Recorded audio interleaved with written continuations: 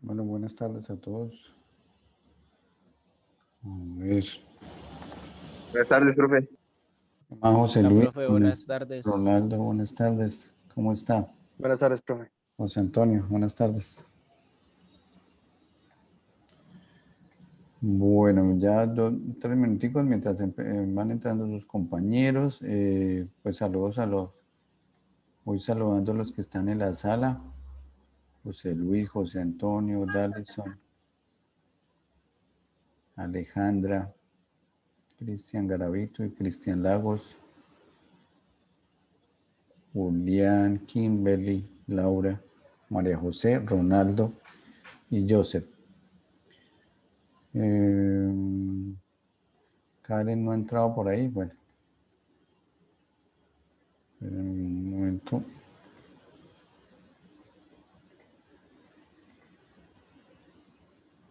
Pues, 2 minuticos mientras van entrando todos.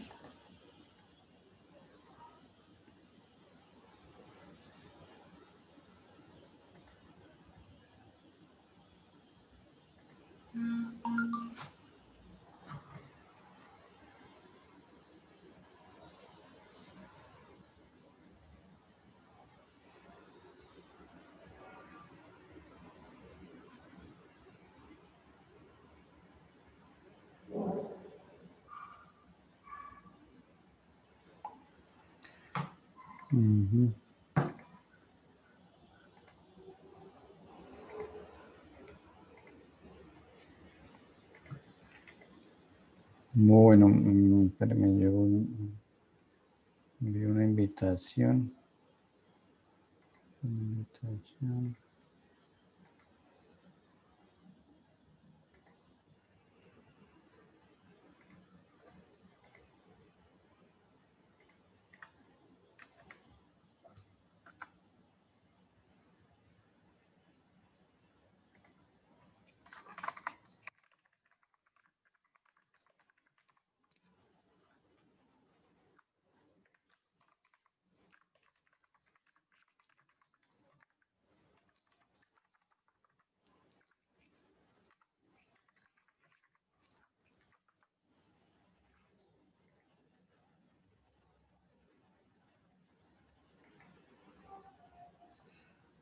Bueno, Laura, María José, Ronaldo, Joseph, Byron, que acabo de entrar. Buenas tardes. Angie. Buenas tardes. Angie, que acaba de entrar. Bueno, ¿ven bien el monitor? Sí. Que a mí se me ve al revés. Bueno.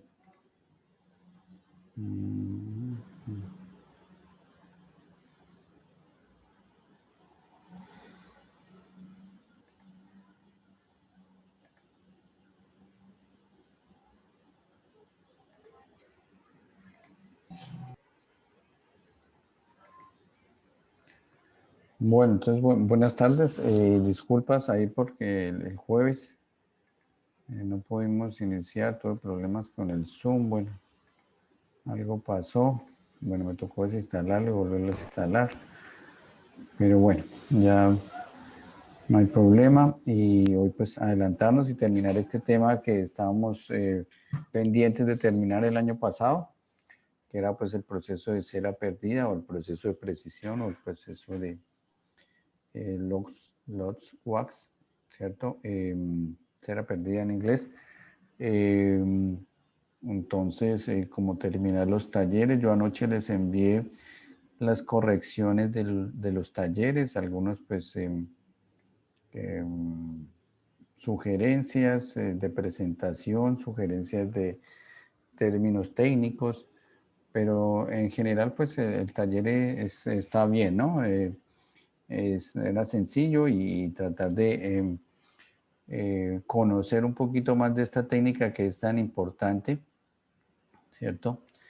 Entonces, anoche les llegó al líder del grupo, digamos, a la persona o al estudiante que envió el taller, pues yo le respondí y les escribí que por favor le compartieran las respuestas a sus compañeros. Entonces, la idea es que tengan como esa retroalimentación o esos pequeños errores para ir mejorando, ya sea en otras materias o en, digamos, en su trabajo de grado, ¿no? Entonces, todo esto son correcciones que les sirven no solo para otras materias, sino para trabajo de grado, ¿no? Entonces, les hice correcciones desde el punto de vista técnico, pues desde el punto de vista técnico, pues está muy bien y algunas cosas de presentación, ¿no? Bueno, entonces vimos y todo este, digamos, taller y este tema lo sacamos de un artículo de unos hindúes, personas de la India, científicos o investigadores que realizaron este review, esta revisión bibliográfica de aproximadamente unas 10 o 12 páginas, si no estoy mal, donde mencionan muchos puntos importantes de este proceso. La India es un país eh, que es fuerte en fundición y bueno, pues es un país eh, en desarrollo, ¿cierto? Uno de está entre los mejores potencias del mundo, ¿cierto? Y uno de los países más habitados del mundo también, ¿no? Bueno, entonces es importante pues este artículo de estos científicos y veíamos en la primera parte o digamos en el taller el desarrollo con respecto a la cera, ¿cierto? Veíamos propiedades, tipos de materiales, ¿m? Tipos de ceras que se utilizaban, cómo se aplicaba, qué propiedades había que tener en cuenta, qué tipo de ceras había, qué aditivos, cómo la inyección. Generalmente a nivel industrial, ¿cierto? Se utiliza un proceso de inyección parecido al que se realiza con los plásticos, pero pues la cera tiene un punto de fusión un poquito más bajo que los plásticos normales o los polímeros normales. La cera tiene un punto de fusión de alrededor de 70 grados centígrados. Los polímeros estamos hablando de un punto de fusión de 200, 250 hasta 300 grados centígrados, donde pues se calienta esta maquinaria para fundirlo y luego inyectarla ya sea por extrusión o por inyección, como vemos acá en la cera, ¿no? Entonces veíamos esos parámetros importantes. Y la segunda parte del taller, voy a colocarle aquí las diapositivas. Las diapositivas.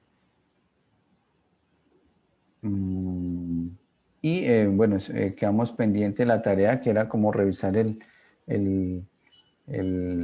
los videos, ¿cierto? Del año pasado, de tal forma de tal forma, de tal forma que podríamos retomar este tema, ¿sí? Espérenme que me dañó aquí un poquito. Vamos a mejorar aquí la imagen. Se corrió. Bueno, entonces la segunda parte, digamos, del taller lo enfocamos a lo que era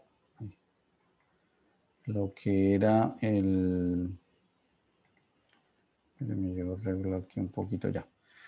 Lo que era la cáscara cerámica, ¿cierto? La cáscara cerámica, bueno, cáscara creo que ya la cáscara cerámica es otro parámetro importante en este proceso, la elaboración, ¿cierto? Tiene dos ingredientes principales, uno que es el polvo cerámico o es un polvo refractario, como vemos aquí en las diapositivas, y también vemos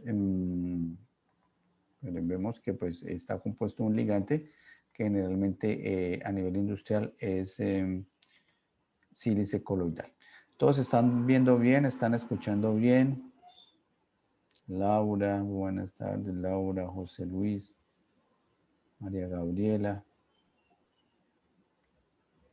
Ronaldo.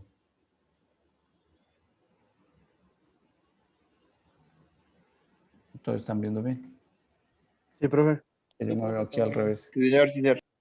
Ah, bueno, es que yo me veo aquí al revés, yo no sé por qué.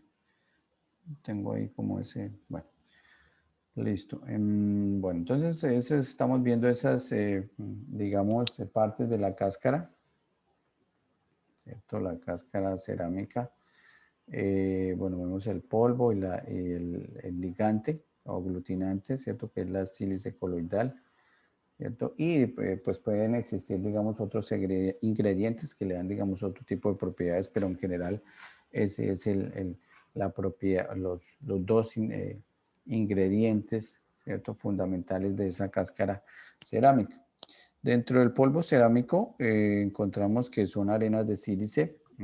Estas arenas de sílice, pues, son, digamos, es como la utilizada esta arena de sílice es para los fundiciones de más baja, digamos, requerimientos, por ejemplo, fundiciones de aluminio, ¿cierto? Y ya utilizamos otros materiales como el zircón para los aceros, silicatos de aluminio, para algunas capas, alúmina o alúmina, que digamos que ya la alúmina es bastante costosa ya para aplicaciones más especiales. Estos ingredientes se escogen o cuando tenemos varias opciones, pues se escoge de acuerdo a la disponibilidad, ¿cierto? Al costo o comportamiento de la fundición. Básicamente, pues esto es cuando hay varios, digamos, materiales en el mercado. Aquí, digamos, en Colombia, la producción de materiales cerámicos no es tan fuerte, ¿cierto? Quizás las arcillas de pronto en el grupo Corona pues lo han explotado, pero ya materiales cerámicos un poquito más avanzados, como el zircón, bueno, el zircón se alcanza a encontrar. La alúmina, por ejemplo, la producción de alúmina sí no es tan, aquí en Colombia yo creo que no se produce, minas de zircón sí, digamos que es un material un poquito más fácil de conseguir. Sílice también, pues la arena sílice es muy abundante en la naturaleza. Entonces, de acuerdo a esa disponibilidad, costo y comportamiento de la fundición, aquí cuando nos referimos al comportamiento de la fundición es, eh, nos referimos a lo que es el material que vamos a fundir, ¿cierto? Entonces, de acuerdo al material que vamos a fundir, pues debemos de escoger un polvo cerámico que no reaccione con ese material que va a fundir, ¿cierto? Aquí nos hablan del zircón, fundamental o ampliamente utilizado como material de relleno para la capa primaria. Entonces, aquí hablamos que hay capas primarias, capas secundarias. Digamos que la capa primaria es la principal, la que está en contacto con la que va a estar en contacto con el metal. Y es hecha de zircón. Generalmente ese es para los aceros, que es lo que más elaboramos por este método, ¿no? Los aceros pues son los ampliamente utilizados en este método, ¿no? Ya que por la fundición en arena también lo podemos elaborar, pero a veces hay algunas deficiencias, no es tan preciso, pero también lo podemos elaborar, ¿no? Acordémonos que digamos, este método, ¿sí? Profe, ¿Hay qué alguien en pena, María sala? Fernanda está en la sala. Sí, Ah, sí, gracias. María Fernanda, y listo, gracias. Gracias. Entonces, buenas tardes a María Fernanda, a nuestro, a Marta Fernanda y a Gisela también. Listo. Entonces, estamos hablando de esos ingredientes a modo de repaso, ¿no? Bueno, uy, 15 minutos ya haciendo el repaso. Bueno, en el video o el año pasado alcanzamos a ver algunas cosas de aleaciones no ferrosas. Entonces, la cáscara cerámica aquí, como les estaba hablando, la cáscara cerámica, un punto importante de este proceso, digamos, se diferencia de acuerdo a la aleación que vamos a colar. Entonces, aquí, por ejemplo, las aleaciones no ferrosas, que son las de más baja temperatura, de estas aleaciones, estamos hablando, por ejemplo, de aluminio, el punto de fusión del aluminio 660, ¿cierto? Entonces 660 grados centígrados, pero colamos 100 grados, generalmente es entre 50 y 100 grados por encima de la temperatura de fusión, ¿cierto? Entonces estamos colando a 760 máximo. Entonces digamos que la capa no requiere tanta elaboración o no requiere no requiere tantas exigencias, ¿cierto? Entonces, ya sabemos que el aluminio es un metal de baja aleación, tiene una baja temperatura de vertido, entonces hablamos de 760 grados, ¿cierto? En cambio, el acero lo estamos colando a 1600, 1650 grados centígrados. Entonces, por eso no hay que colocar o disponer de muchas capas, ¿cierto? Entonces, es importante tener en cuenta que entre mayor el número de capas de la cáscara cerámica, pues se nos va a incrementar el costo, el tiempo y el dinero, ¿cierto? Básicamente se nos incrementa esos costos. Entonces, la idea del ingeniero es antes de que, digamos, vamos a colar una pieza o sí, que vamos a elaborar una pieza, evaluemos cuántas capas son necesarias mínimo para que resista, digamos, esa colada, ¿sí? Entonces, aquí vemos a la izquierda, perdón, a la derecha, a su derecha. Aquí vemos un ejemplo de, digamos, de estas piezas. Algunas piezas, este amarillo como ocre, bueno, es característico de la sílice coloidal, ¿cierto? Aquí vemos esculturas, casi que todos son partes raras como esculturas, ¿cierto?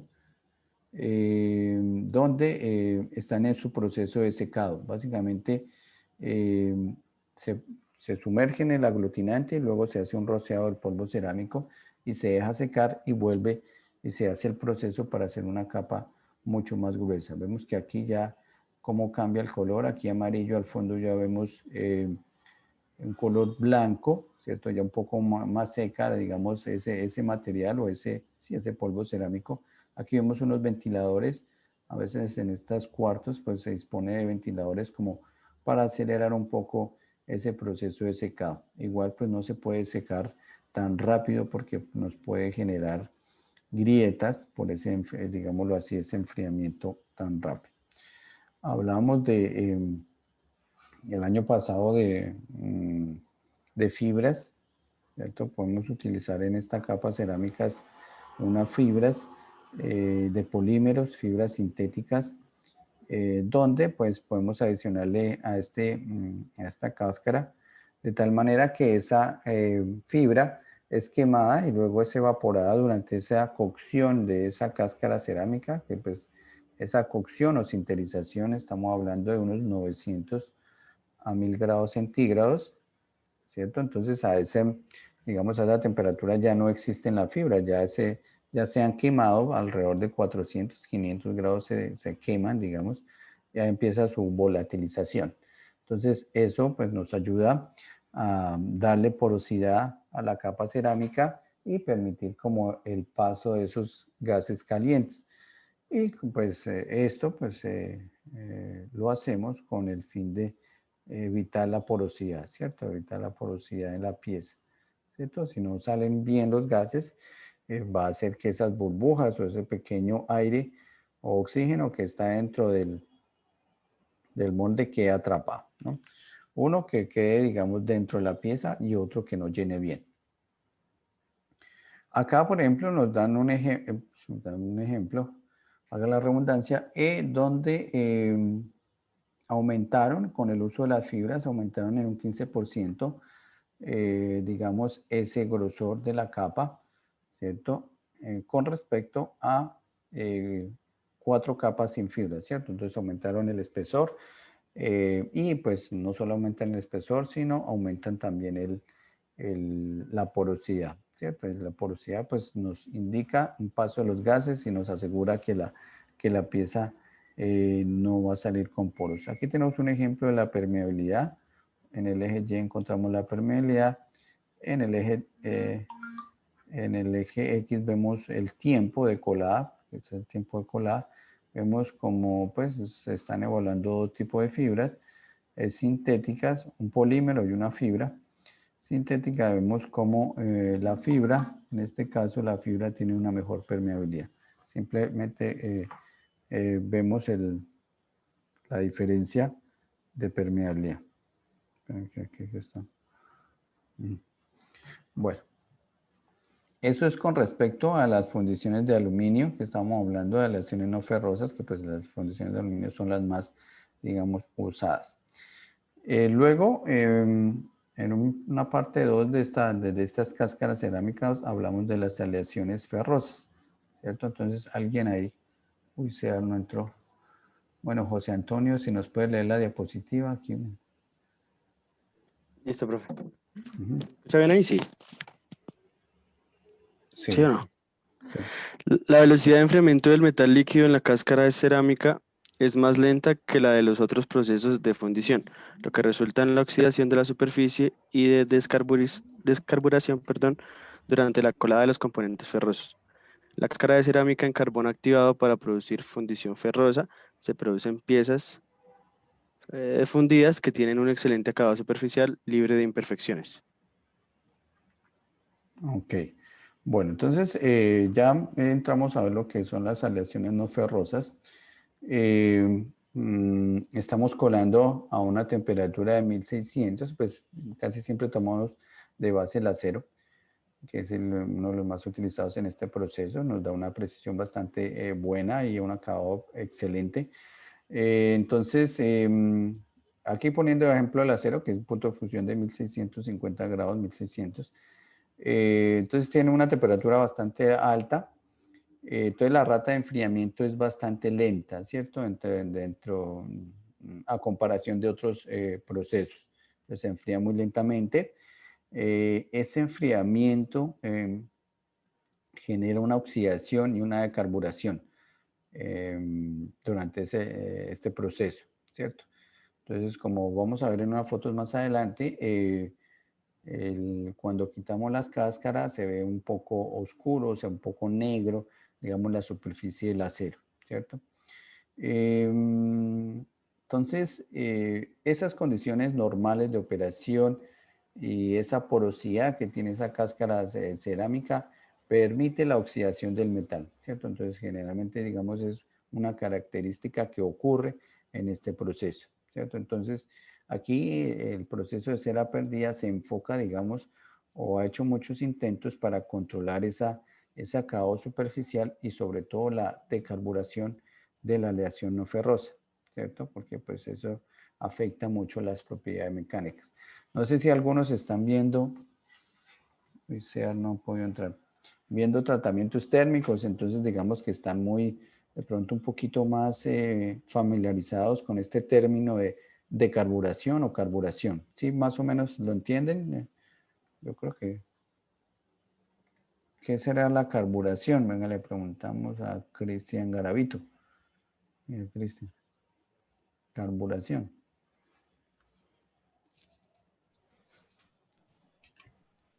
Carburación, eh, ¿Cómo la podríamos definir? ¿No? no, pues sí sé que como que se le debe agregar cierta cantidad de carbono, pero pues ¿Correcto? así, pero pues no tengo muy claro, profe. Pero no, no, sí es eso. Básicamente carburación, hablamos que carburación es como adicionarle carbono a la aleación y generalmente lo hacemos a través de la superficie. ¿M? Y decarburación, pues es esa pérdida de carbono en la superficie, pero no está bien, sí está bien, está bien. Digamos, ese es el concepto. Y entonces aquí digamos, en el proceso de fundición, entonces se puede perder un poquito el carbono. Entonces, se puede perder el carbono y ¿qué repercute? O sea, digamos que pierde algunas propiedades eh, mecánicas, ¿cierto? La pieza, ¿cierto? Si pierde carbono o se carbura, va a perder propiedad mecánica, sobre todo en la fundición. ¿Quién está viendo tratamientos térmicos? María Gabriela. Esto no, profe, yo no. No, no está viendo. Ah, María No, todavía Fernanda, no. Vera.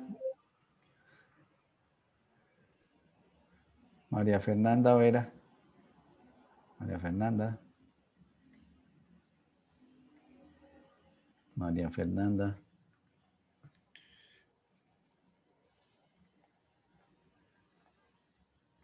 María Fernanda. Se fue María Fernanda. Bueno, Angie Gabriela. Me olvidó la pregunta. No, profe, yo no estoy viendo tratamientos. ¿Tampoco? Bueno, digamos que alguien que está viendo tratamientos, Darlinson, Gerson.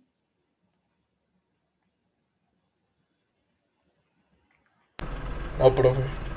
No, Jefferson. No, profe. No, tampoco nadie está viendo tratamientos. No, No, señor. no, es que el grupo que no está viendo.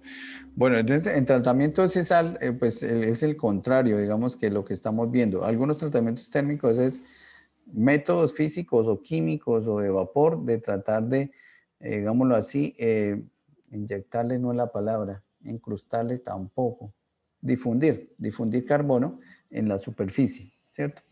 Difundir carbono en la superficie para mejorar las propiedades. Entonces aquí en este proceso es diferente. Debido a este proceso antes se nos oxida y se nos pierde carbono. Entonces eso hay que tenerlo en cuenta y es uno de los principales problemas que tenemos en digamos, en este proceso. Entonces un método, por ejemplo, aquí en el artículo mencionan que un método de mejorarlo es sumergir, digamos, una porción de esa cáscara cerámica, sumergirlo en un baño de aluminio, ¿cierto? En un baño de aluminio, de tal manera que pues protege, digamos, toda la cáscara cerámica del contacto con la atmósfera durante el enfriamiento, ¿cierto? Pero digamos que aquí el aluminio fundido va a servir como refrigerante cuando se está enfriando, digamos, va a ayudar a evacuar el calor, pero en todo proceso hay sus problemas, es difícil pues manejar este aluminio fundido. Bueno, es un poquito peligroso. No lo he visto, pero pues aquí en el artículo lo mencionan. Digamos, solución, digamos, a ese problema de la oxidación es pequeñas cantidades de carbón activado. Entonces, digamos que ese carbón activado que podemos adicionar a nuestra capa cerámica, en el momento de que se está colando, pues puede generar, digámoslo así, una protección, digamos, del metal, protección del metal contra la atmósfera, ¿cierto? A veces algunos tratamientos térmicos se hacen en atmósferas de carbono para proteger, digamos, el acero para que no se decarbure. Entonces, digamos que esas es unas pequeñas, digamos, ejemplos de cómo minimizar, digamos, estos problemas. El grafito también, grafito libre, adicionarlo también en las cáscaras cerámicas. Utilizan polvos de sílice fundida, sílice muy fina, sílice vitrosa o zircón. El zircón pues era el que estábamos hablando, ese material de silicato de zirconio, ¿cierto? Y como ligante, pues lo que estamos hablando que utilizan sílice coloidal. Bueno, ¿qué más podemos hablar aquí de las cáscaras cerámicas para las aleaciones ferrosas? Bueno, generalmente no se utiliza el SiO2 o esta arena silicia, no la utilizamos para hacer, digamos, estas cáscaras porque el SiO2 le aporta mucho oxígeno, digamos, al sistema. Y esto, digamos, también ayuda como a oxidar el material. Entonces, evitamos que la capa totalmente sea de SiO2. Sin embargo, pues la sílice coloidal tiene esas pequeñas cantidades de sílice que también, digamos, pueden afectar, pero digamos que eso ya es diferente.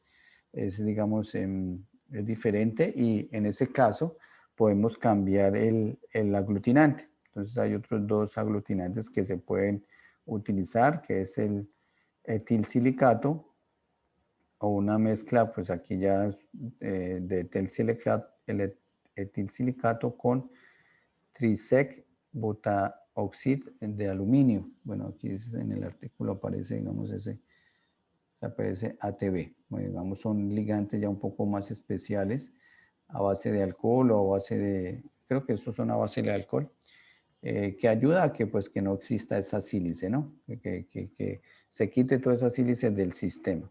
Entonces, digamos, esto es un problema que ha ocurrido o que viene ocurriendo desde los años de los 60, como mencionan en el artículo. Pero, pues, digamos, estas adiciones o estos cambios pues, van a generar costos extras en el proceso. Entonces, a veces utilizan hacer un poquito más sí, evitar un poquito más la oxidación haciendo coladas rápidas. Bueno. Preguntas hasta ahí, muchachos. Entonces, hablé sobre las aleaciones ferrosas. Ahora voy a hablar sobre las superaleaciones. ¿Alguien recuerda qué son las superaleaciones? Creo que lo alcanzamos a ver en la clase pasada. ¿No? No, superaleaciones. A ver, le preguntamos a Karen. Karen,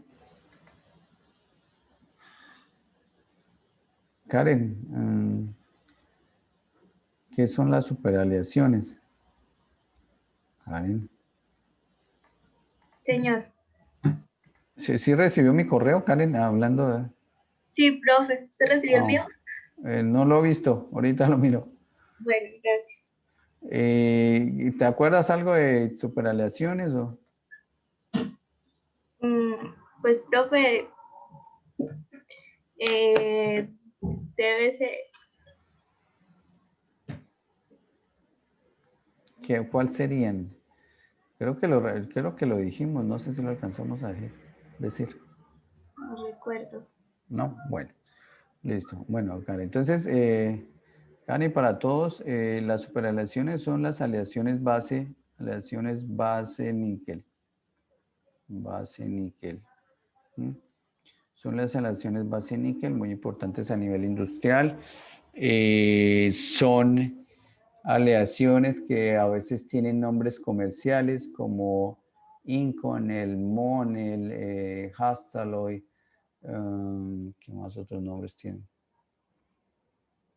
CM, bueno, tienen unos nombres comerciales característicos, pero son muy utilizadas a nivel industrial porque tienen una buena oxidación o una buena resistencia a la oxidación y alto punto o un alto módulo de elasticidad y sobre todo la retención de la resistencia a alta temperatura. Es decir que a altas temperaturas, estamos hablando de 900, 1000 grados, 1100 grados centígrados, alcanzan a retener sus propiedades mecánicas, mientras que los aceros, pues después de 700 grados, 700, ¿cuál es el punto de austenización? Bueno, más o menos dependiendo de ese punto de austenización, donde se cambian las fases austenita, entonces pierden, digamos, esas propiedades mecánicas, pierden su microestructura, llega la austenita, bajan las propiedades mecánicas, entonces, digamos, ahí pierden su estructura y sus propiedades mecánicas, mientras que las aleaciones, por eso se llaman superaleaciones,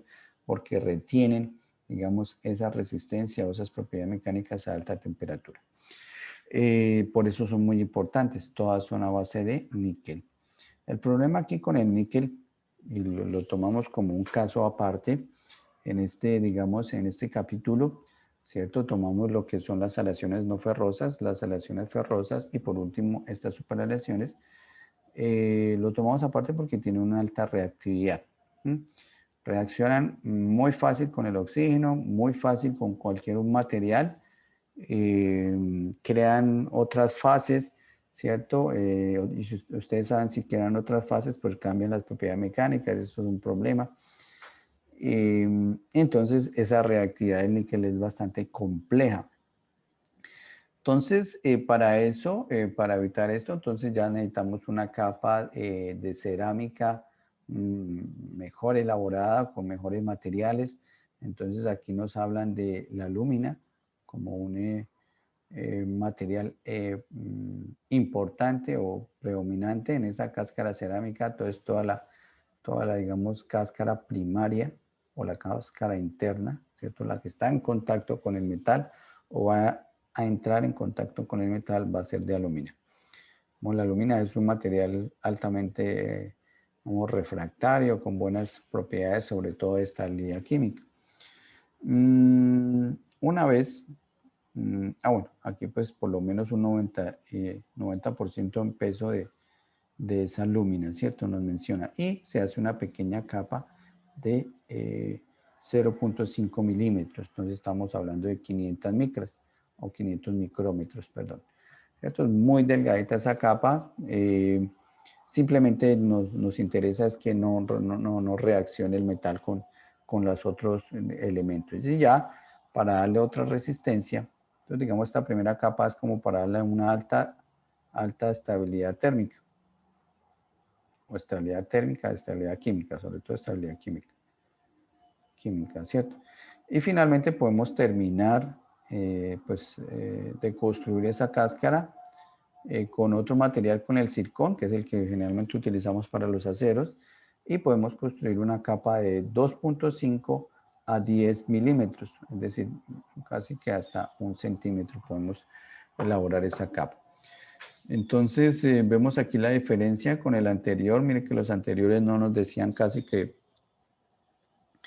la composición química, nos decían como que el zircón de primeras y la mullita o otros materiales de relleno en las aleaciones ferrosas. En las aleaciones ferrosas, aquí me volví un poquito, utilizan como polvos, sí habíamos hablado, polvos de sílice muy fina o sílice vítrea o zircón se utiliza. Aquí estamos hablando ya de otras 2 capas ya un poquito más elaboradas. Una primera capa de alúmina y una segunda capa de zircón. ¿Listo? Preguntas hasta ahí, muchachos. Digamos que ahí explicamos las 3 digamos las 3 aleaciones. Las 3 aleaciones que generalmente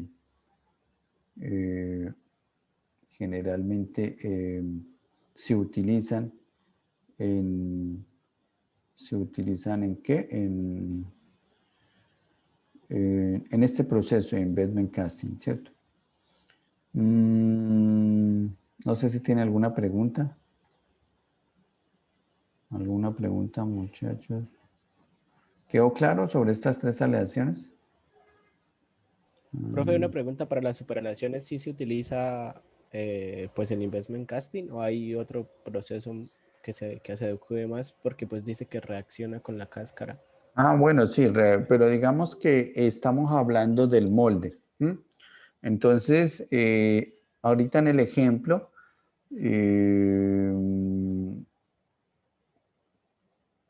hay que adicionarle, digamos, a esa cáscara, no solo, aquí estamos hablando de que el metal reacciona con la cáscara del molde, que nuestro molde es la cáscara cerámica. Pero para que no siga reaccionando, sí es buena pregunta, para que no siga reaccionando, toda esta cáscara se coloca en vacío, digámoslo así. Se coloca en vacío, hay aleaciones muy reactivas, también como las aleaciones de titanio. Entonces se colocan en vacío. Entonces, por ejemplo, ¿quién me preguntó? Yo, profe, Ronaldo. Ronaldo, sí, buena pregunta. Entonces, aquí digamos que enfocándonos a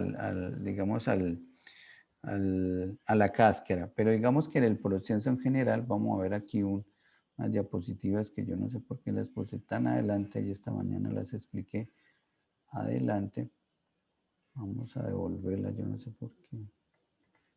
Entonces aquí tengo un ejemplo de gracias Ronaldo por la pregunta y me acordé que un ejemplo de este turbocargador, pues no es una superaleación, es una aleación de aluminio titanio, como vemos aquí. Aquí abajo el titanio también es muy reactivo. Lo hacen por esta rueda, ¿cierto?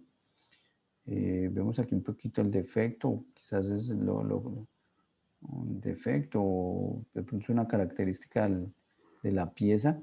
Vemos que es bastante compleja, tiene una forma bastante compleja y lo que les estaba contando que las aleaciones de aluminio y las de níquel también son muy reactivas. Entonces hacen aquí la colada, la hacen al vacío, ¿sí? Entonces no solo podemos utilizar, digamos, estas cáscaras para colar en gravedad, sino también podemos utilizar estas cáscaras para colar, digamos, mediante estos otros procesos. Entonces, por ejemplo, esta cáscara cerámica fue elaborada en ZrO2 y Al2O3, ¿cierto? Alúmina y zircón. Entonces, aquí tenemos la zirconia y Al2O3, ¿cierto? Así fue hecha la cáscara porque pues el titanio también es un material muy reactivo. Usando, pues se elaboró esa cáscara, ¿cierto? Se utilizó como ligante un sol de zirconia, ¿cierto? Entonces ya cambian, lo que les hablaba, cambian la sílice, que también es muy reactiva en este caso, y utilizan un sol. Entonces, cuando hablamos de un sol es como una solución, una solución. La reacción entre el TI, la aleación, esta aleación y la alúmina, bueno, reduce, digamos, el ligante. Entonces, con esto, digamos, con estas cáscaras especiales, de estos materiales especiales como el circonio y la alúmina, pues podemos, o pudieron los investigadores solucionar esa alta reactividad química de las superaleaciones con la cáscara cerámica. Entonces, ese es un ejemplo digamos, de esa aplicación. ¿Listo, Ronaldo? Listo, profe, ¿Sí? gracias. Entonces, aquí, digamos, hacen la colada en vacío para evitar también esa reactividad, ¿no? Sobre todo con el oxígeno. Profe, yo tengo una pregunta. Bueno, usted Sí, hablaba que el sí, níquel era Julián. muy reactivo y por eso Ujú. usaban la alúmina para evitar que el níquel, pero pues la alúmina Sí. contiene bastante oxígeno. Ujú. Entonces, como Digamos que no es que tenga bastante oxígeno y digamos que en el caso de la sílice, digamos que se ha encontrado que la sílice interactúa con el acero, ¿no? La sílice o las concentraciones o altas concentraciones de sílice genera una reactividad. Pero digamos que entre comillas la alúmina, la Al2O3 y el ZrO2 son materiales, digamos, más estables químicamente que la sílice, ¿sí? Entonces, o digamos, puede decir que tienen mayor pureza, ¿cierto? La sílice a veces tiene 99% pureza, 98% pureza, viene con álcalis, viene con otros materiales de la naturaleza, ¿no? Entonces aquí estos materiales como la alúmina y el zircón, estos ya son bastante procesados y digamos que son un poco más puros. Entonces, digamos, aquí nos referimos a la estabilidad química, o sea, es difícil romper esos oxígenos, digamos que es más difícil romper esos oxígenos de la alúmina que de la sílice. Más o menos eso es como la respuesta a la pregunta, ¿sí? ¿Quién me pregunta? Julián, bueno, sí. gracias. Sí, Julián, más o menos. Sí, sí, claro, profe, gracias. Sí, de pronto cuando estén viendo refractarios, ¿ya están viendo refractarios, no? ¿O algunos?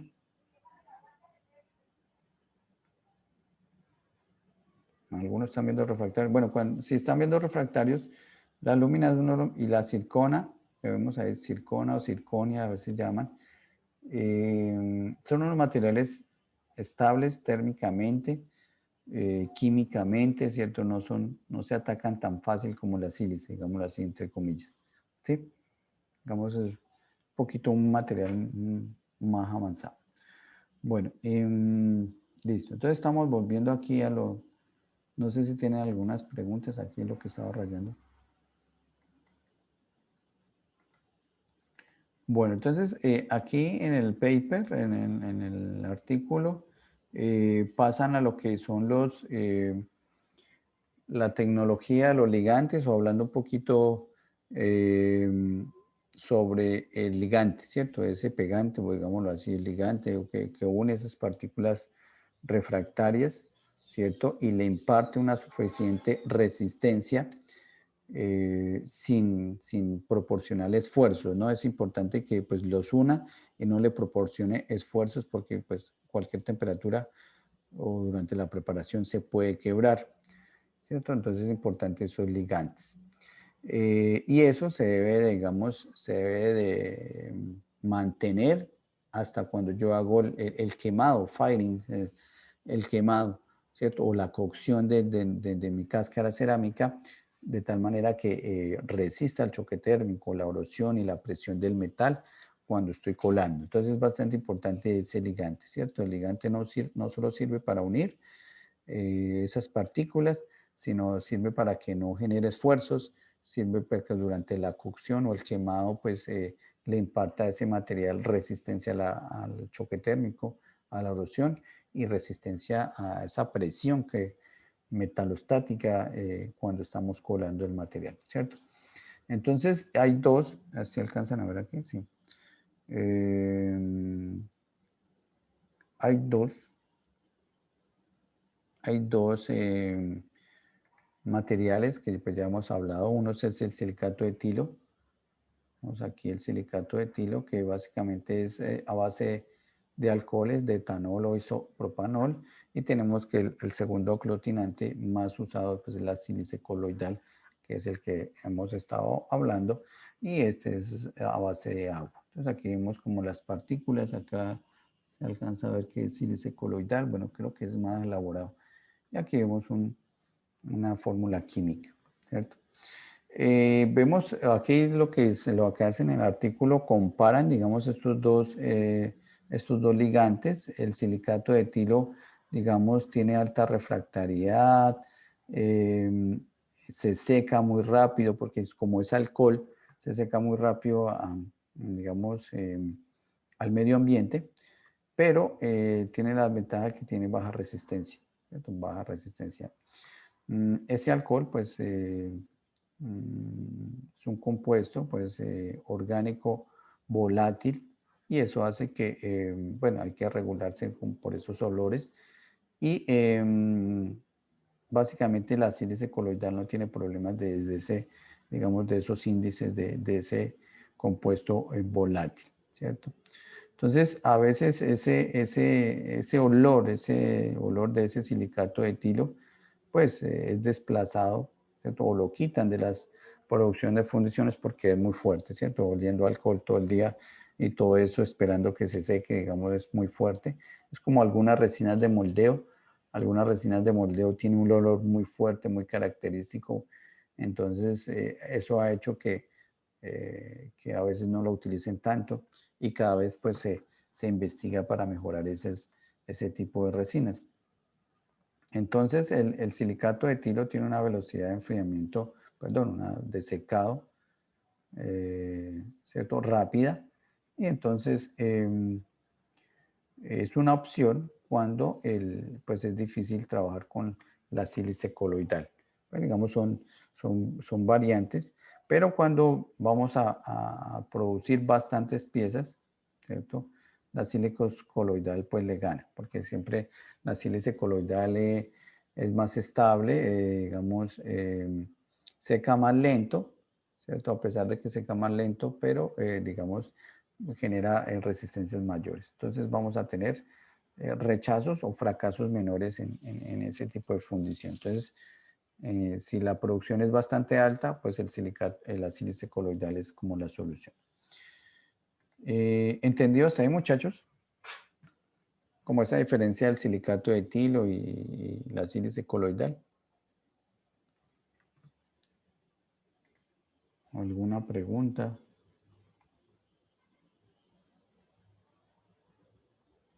Profe, ¿en qué proceso se usa el silicato de etilo? Que apenas no. Bueno, digamos que son casos especiales, digamos que yo no conozco así casi siempre, y las casas comerciales lo que venden es sílice coloidal. O sea, no he escuchado, ¿cierto? O no he visto, digamos, a nivel industrial que utilicen, digamos, ese material de silicato de etilo, ¿cierto? Es más, digamos, más común la sílice coloidal. Uno entra a una página que venden de estos productos para hacer este tipo de cáscaras y generalmente encontramos sílice coloidal. ¿Quién me preguntaba? Yo, profe, gracias. Julián. Ah, bueno, listo, Julián. Bueno, listo. Gracias por la pregunta, Juliana. Entonces, digamos eso es en cuanto a los ligantes. Aquí un poquito de repaso de que estamos hablando de la porosidad, ¿cierto? Entonces, aquí repetimos un poquito. La porosidad, pues, es permitir ese paso de los gases calientes a través de esa cáscara cerámica durante el vertido del metal. También que, pues, evitar como ese craqueo de esa presión interna que se generan dentro de la cáscara por el metal fundido. Entonces, generalmente, para aumentar esa porosidad, utilizamos fibras naturales y sintéticas. Pues nosotros estamos viendo ahí, antes en el aluminio, estamos viendo esas piezas sintéticas, pero pues ahora pues se está investigando más en fibras naturales, ¿cierto? La fibra se selecciona de tal manera que su punto de fusión de las fibras es inferior a la temperatura de cocción de la cáscara, lógico. Básicamente, bueno, puede haber fibras naturales que tengan un punto de fusión más alto que la cáscara, entonces vamos a tener problemas. Debemos de seleccionar, entonces generalmente estas fibras sintéticas son hechas de polímero. Entonces, generalmente máximo a 400 grados centígrados ya se están fundiendo y a 900 quizás ya se están evaporando, ¿no? Entonces, eso es importante tener en cuenta si vamos a escoger una fibra natural. Entonces, aquí en el artículo aparece que se ha ensayado con fibras de, ¿qué hice yo? Fibras sintéticas, bueno, más adelante aparece que son fibras de coco o fibras de una planta que se llama betel. No es de betel, no sé, no he escuchado. No es de betel. No sé si alguien haya escuchado esa planta o ese fruto. Betel. Es como anaranjado, como se parece ¿qué? Al lulo. Bueno, parece al lulo. Bueno, entonces son unas fibras parecidas a esa. Bueno, entonces, importante, bueno, aquí mencionan un poquito el estuco, fibras de, bueno, sí, fibras de coco, fibras de betel, yute, ¿cierto? Sisal también es una fibra, yute también, aquí faltó el famoso fique, bueno, no sé qué punto de fusión, evaporación tendrá el fique, también se podría utilizar. Bueno, algo importante, bueno, el estuco, hay estucos, aquí hablando del estuco, el estuco ayuda a darle, digamos, volumen a esa cáscara cerámica incluye materiales como la molochita, que es un caolín calcinado, la mollita, que creo que, no hemos hablado de la mollita. La mollita es un compuesto un compuesto intermetálico entre la alumina y la sílice, ¿cierto? Se puede utilizar alumina fundida y digamos esos estucos ayudan a darle volumen a la cáscara cerámica. Aquí aparece el tiempo fundamental, aquí lo resalto. Generalmente lo que se demora elaborar una cáscara cerámica, mínimo 24 horas y ahí casi que una semana, ¿cierto? Aquí se parece 72 horas, poquito, pero depende del número de capas, ¿cierto? Y depende del tamaño de la pieza. Entonces es fundamental que tengan en cuenta que aquí se elaboran muchas capas y hay que dejar secar y volver a adicionar otro. ¿Qué? Adicionar la otra capa. Bueno, entonces aquí la tecnología de los ligantes, pues todo el objetivo es reducir el tiempo de secado, ¿cierto? Reducir el costo de material, reducir el tiempo de producción, todo sin comprometer la calidad. Entonces, como dicen, todo bueno, bonito y barato, pero que sea buena calidad, ¿cierto? Entre más tiempo, entre más, digamos, entre más material, entonces es más costoso. Bueno, entonces son las 4:56, vamos a dar 10 minuticos de descanso. No sé si tienen alguna pregunta hasta aquí que estamos viendo de los ligantes, vimos el tiempo, vimos algo del estuco. No sé si tienen alguna pregunta. Voy a terminar aquí la grabación para, así estaba grabando, para después subirlo al programa. Digo, sí, al Moodle.